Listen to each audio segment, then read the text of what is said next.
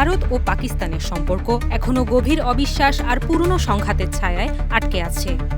Kashmir issue, সীমান্ত উত্তেজনা, সন্ত্রাসবাদ নিয়ে অভিযোগ সব মিলিয়ে দুই দেশের সম্পর্ক দীর্ঘদিন ধরেই অস্থির। 2025 সালের মে মাসে সেই উত্তেজনা আবারও ভয়াবহ রূপ নেয়।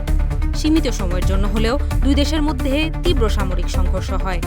যদিও আন্তর্জাতিক চাপের কারণে দ্রুত যুদ্ধবিরতি কার্যকর হয়, তবু এই সংঘাত দেখিয়ে দেয় ভারত ও পাকিস্তানের মধ্যে পরিস্থিতি এখনও কতটা ভঙ্গুর।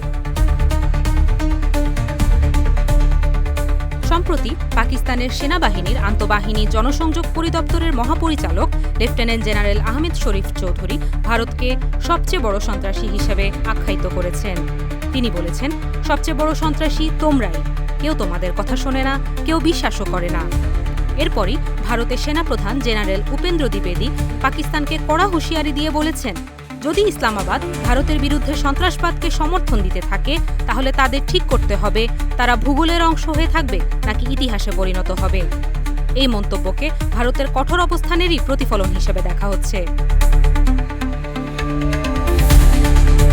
শুধু সামরিক নয়, কূটনৈতিক ক্ষেত্রেও দুই দেশের টানাপোড়েন স্পষ্ট। ব্রিক্স জোটে যোগ দিতে চাইলেও পাকিস্তানের পথ আটকে রেখেছে ভারত, কারণ নতুন সদস্য নিতে সব দেশের সম্মতি প্রয়োজন। ভারত এখনও নিরাপত্তা ও সন্ত্রাসবাদের অভিযোগ তুলে পাকিস্তানের সদস্যপদের বিরোধিতা করছে। তবে পাকিস্তানও সাম্প্রতিক সময়ে আন্তর্জাতিক অঙ্গনে নিজেদের সক্রিয়ভাবে তুলে ধরার চেষ্টা করছে।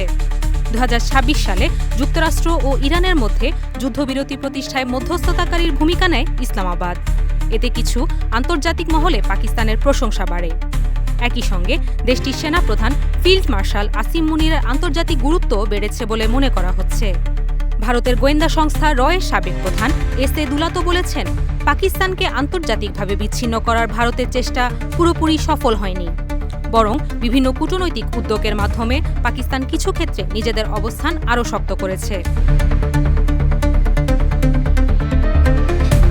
বিশ্লেষকরা বলছেন, দুই দেশই পারমাণবিক শক্তিধর হওয়ায় পূর্ণাঙ্গ যুদ্ধের ঝুঁকি খুবই বিপজ্জনক।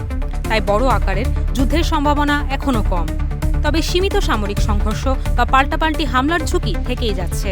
বাস্তবতা হলো, ভারত ও পাকিস্তানের মধ্যে আস্থার সংকট এখনও গভীর। আর সেই কারণেই দক্ষিণ এশিয়ার শান্তি এখনও অনেকটাই অনিশ্চয়তার উপর দাঁড়িয়ে আছে। উম্মে ওয়াসেকা, দেশ রূপান্তর।